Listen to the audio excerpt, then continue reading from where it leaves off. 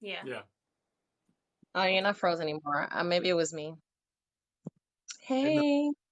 What up? Hi. how you Hi, doing how today? are you? Good. Good. Tired, but feeling good. All right. It's a long day. Go ahead, Melanie. The floor is yours. I'm not saying nothing. Um, Talk with them. I just wanted to address the classes thing. A lot of people don't realize that a lot of the ways that society is structured is just dehumanizing in general. So when I talk about classism and things that are classist, when you say that like a man who makes 42K or lower is not really working on himself, you're feeding into classism because there are so many jobs that these men have and they work hard that just don't pay well. You get what I'm saying? So when you are saying, oh, well, they're not working on themselves and they're not working, it really could just be the field that he ended up going in. It's just not a very high paying field. So he Maybe he went could into, have went into another field then.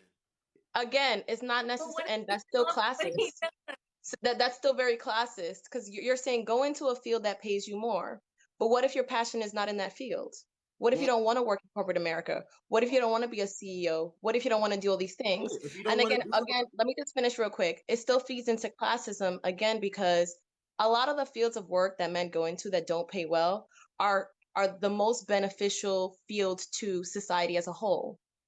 So to then say like, oh, well, they're not working hard. No, really, it's just the way that society is set up. Because we live in a capitalist society, the people who make the most are the people who are going to be exploiting labor.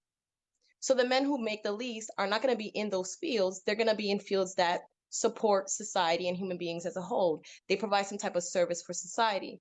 And you look at that in general, teachers, some types of nurses, um, social workers, people who work with the homeless, people who work with the mentally ill, people who work for people.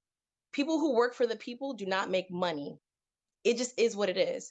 And to say like, well, I don't want to be with this man because he makes 42K, but he's out here on Skid Row helping the homeless every day. Classist. That's still classist. You get what I'm Agree with saying? you. And that's what I'm saying. Um, Granted, if you want to be that moneymaker. I think the thing that I have issue with you, Noble, and generally why I disagree, is because you tend to make very blanket and generalized statements, and there's a lot more nuance that exists in male-female relationship dynamics and what and women want, right? Men and women, especially Black men and women, we always say this: we are not a monolith, right?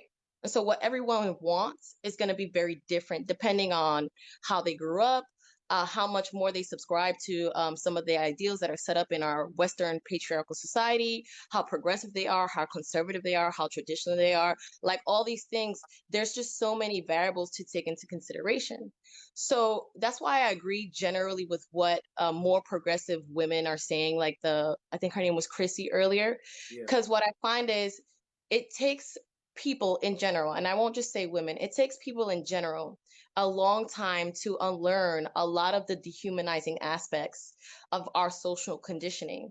And when we unlearn these things, then what we do is that we seek genuine relationships with people, whether those relationships are with friends or with a significant other. So that's why you find a lot of older women on here are like, I don't care about money. I make my own money. I don't need a man to make money for me.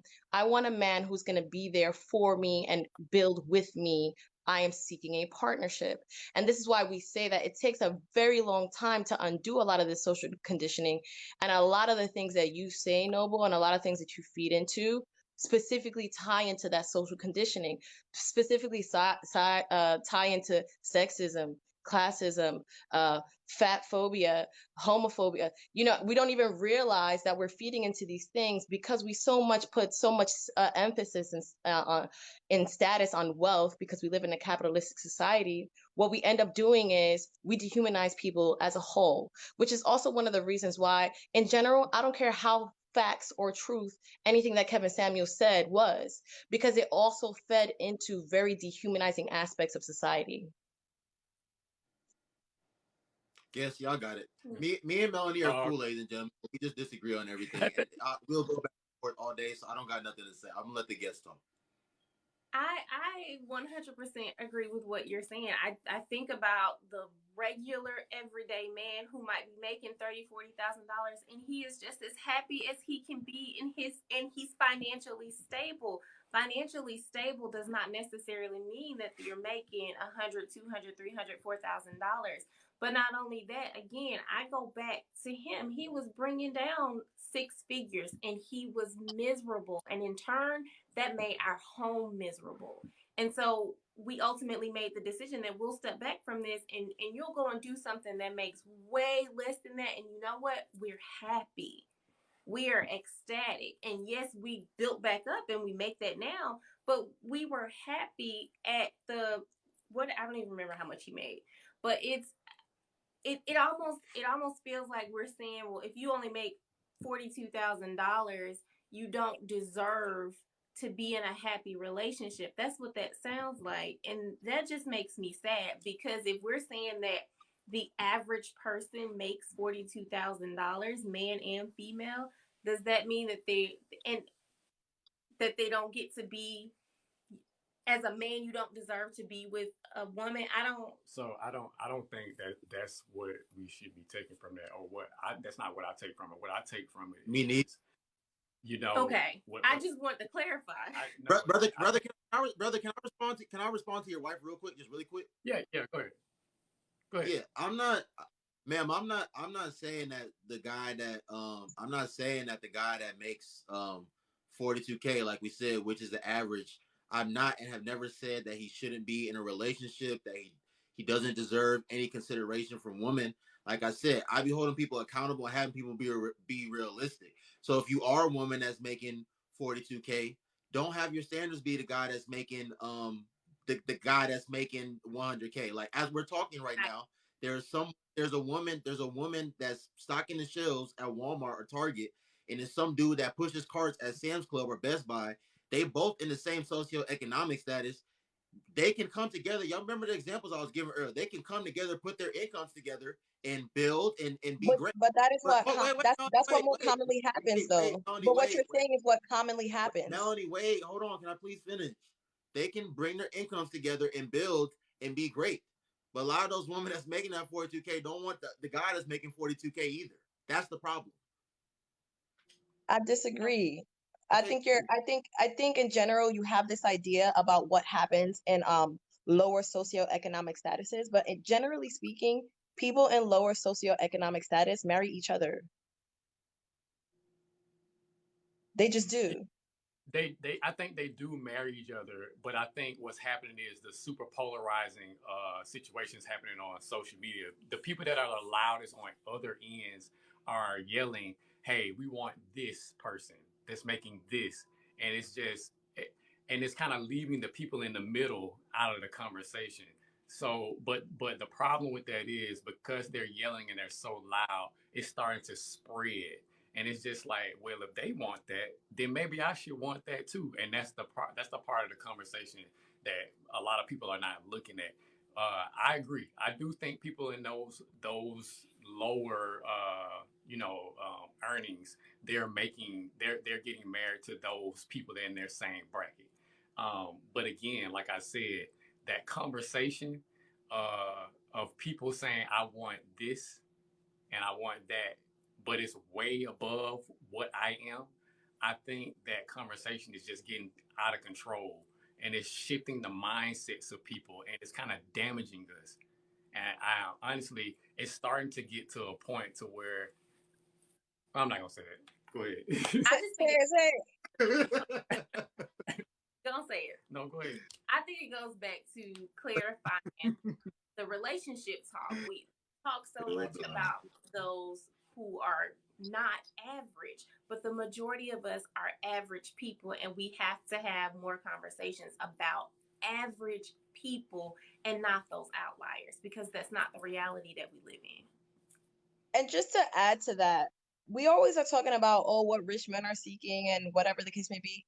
Like 70% of rich men marry like their high school and college sweethearts. Like 70% of them do. Like this other 30% of rich men that are like still in the dating pool, half of the 30% are divorced already had one failed marriage.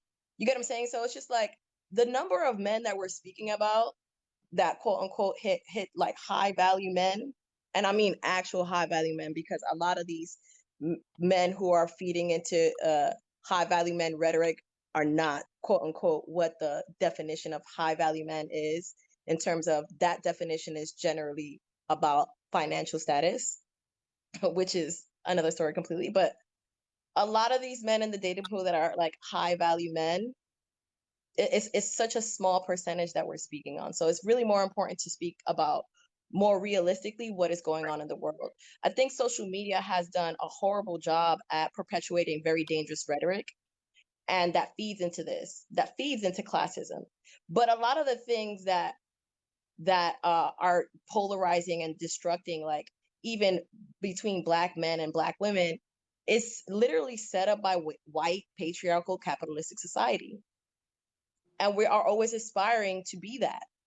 And I think it's really important to unlearn those things. Yes, know the game, play the game. We live in a capitalistic society, but don't completely tie yourself and your self-worth to these ideals that were set up by white men.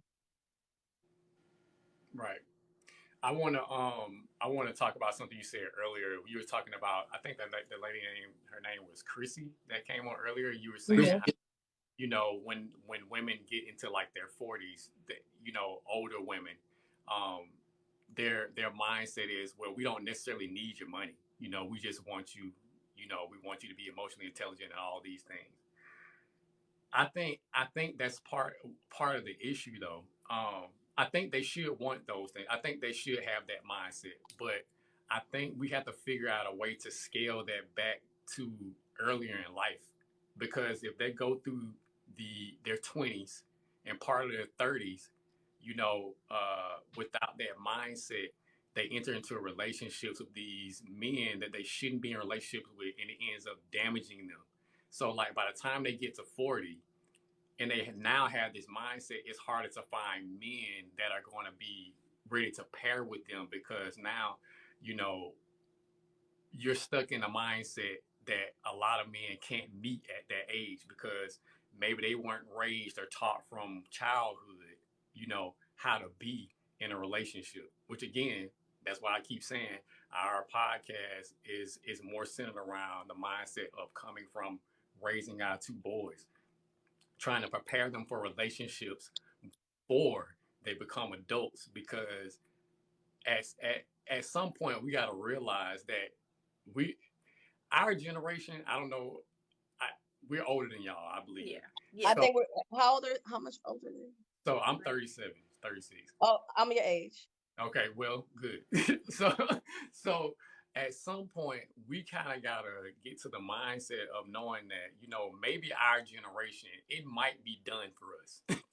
We might not be able to turn our situation around. We can have as many conversations and as many arguments and disagreements as we want, but we're gonna have to start turning our attention to the kids, because right now, and I talk to people all the time, like, kids are seeing these conversations that we're having on social media, and it's not looking good.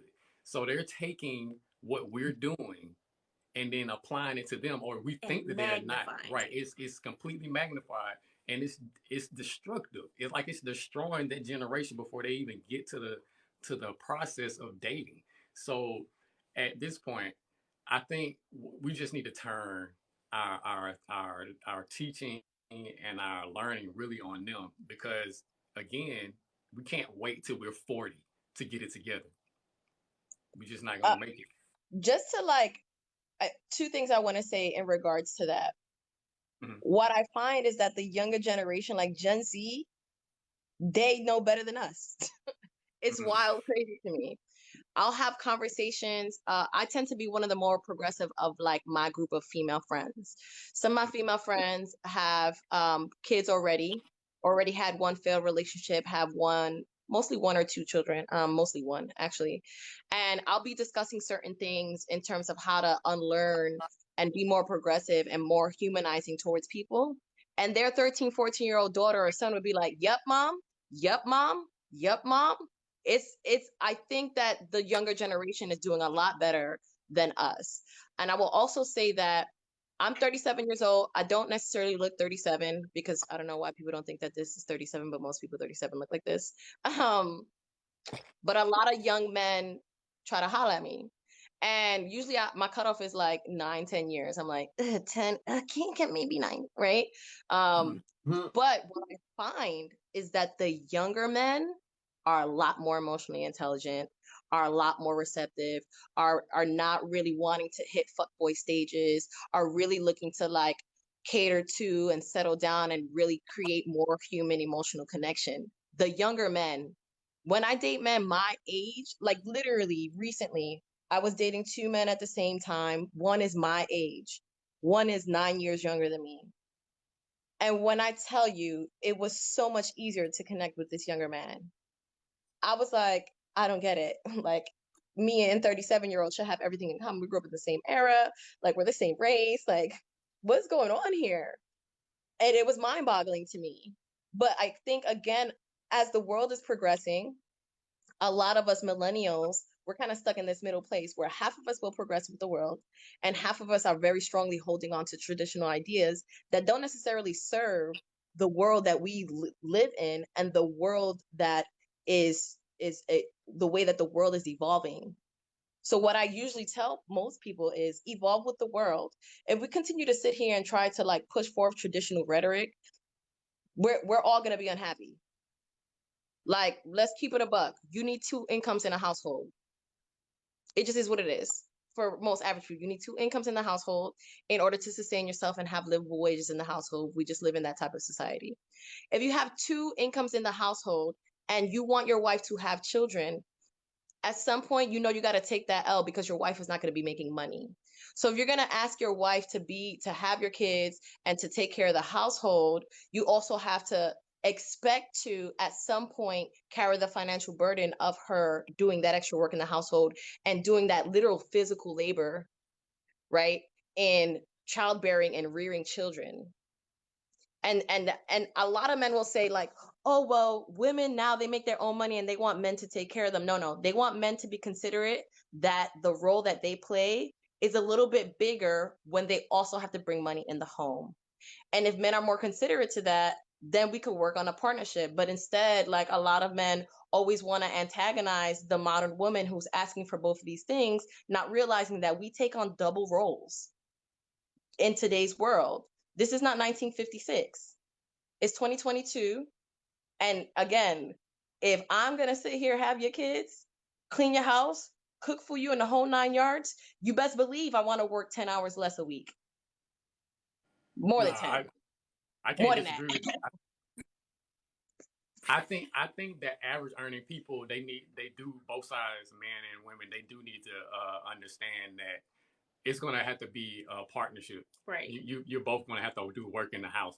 But when we get to the women that want the higher earners, like I don't think they want to fall into a traditional role though. Have you seen that? I haven't.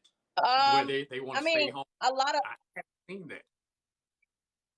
the women that I know, and I'm gonna just speak from my experience, because I also know a lot of men who are very rich, right? I'm a professional dancer, so I tend to fall into a lot of these industry circles, right? Where like a lot of rappers, singers, actors, you know, like high profile men. And a lot of them date and marry like very average nurses, teachers, regular women. And a lot of these women, it's not that they won't take on the role, it's just that they don't have to take on the role because the man has that much money that he has a cook, a maid, and all these other things. So that kind of takes off that burden on her. So if she does need to take off, then she does. As for my female friends who are single, who are looking for the quote unquote high value men, and I really just hate that word in general, but let's just say like looking for men who have higher financial status than them.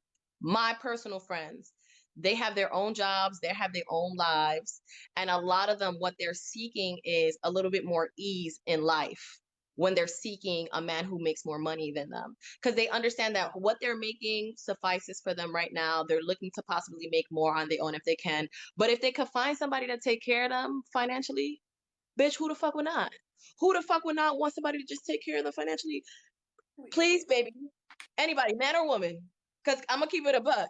How many times you see on social media that joke where like, they're like, yo, what if your wife was a millionaire and she said, all you got to do is stay at home, cook, clean, and take care of the kids. And he take out that apron and that mop, boy. Because who does not want to be taken care of? Who? No one. Melanie, closing statement, sis. Closing statement. I think my closing statement is just that everyone's going to want different things. And I think we need to pay less attention to social media and more attention to ourselves and what is it exactly that we need as human beings first, and then also to survive in this world second. Because most people who are very happy just have what they need and nothing more. What they need to have a fulfilling life and nothing more. So that should be the goal. The goal shouldn't be to be rich or none of that. Find what it is that you need from your partner that is going to make you just happy. And that in today's day and age, I think it's about, from what I read, like 100K, right? 100K in a household. Generally speaking, most households are happy with 100K, right?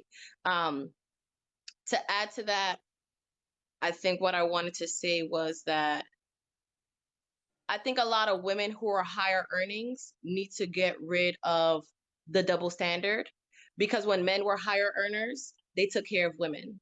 So if woman, you are a high earning woman, like I'm talking about high. I'm not talking about 100K. I'm talking about like you up in the 500K woman. I think it's about time that, especially in the world that we live in, it's okay if you got to take care of your man financially if you're making 500K. If you want equal rights as men and you're making more than a man, you should not be looking down at a man because you make more than him. You're the bread earner in that household. And I'll say that a lot of women feel that way because you look at especially in our communities, right? You look at the numbers, we marry down. But a lot of us marry down because, again, finances is not as important to many of us when we got money. And I'm not talking about my money. My money is like, I got my cute little apartment downtown LA. She's cute. No, I'm talking about money. When Black women got money, they don't really care how much money their man makes, right? Also, last thing, because Weedah said this, and I was just like, damn, that's kind of fucked up. Because I work in creative space. I know so many men who are regular people, janitors, teachers, that were in the arts, and they had their substitute teacher job or whatever job, really to fund their arts, and now they're famous. So let's not feed into this like, oh, give up on your dreams and put on your suit if it's not working out for you. Because I'll give you a perfect example. D Smoke is 37 years old, and he was a teacher for years, driving around a Honda Civic. And I'm sure there were many women who were like, I don't want to holler at him, like he's driving a Honda Civic. And look at him now. I bet you y'all salty. So let's start getting rid of these double standards. We live in a progressive society. Let's progress. Thank you, sis. I appreciate you. We will talk, okay? All right, you have a good night then. Good night. All right. Bye.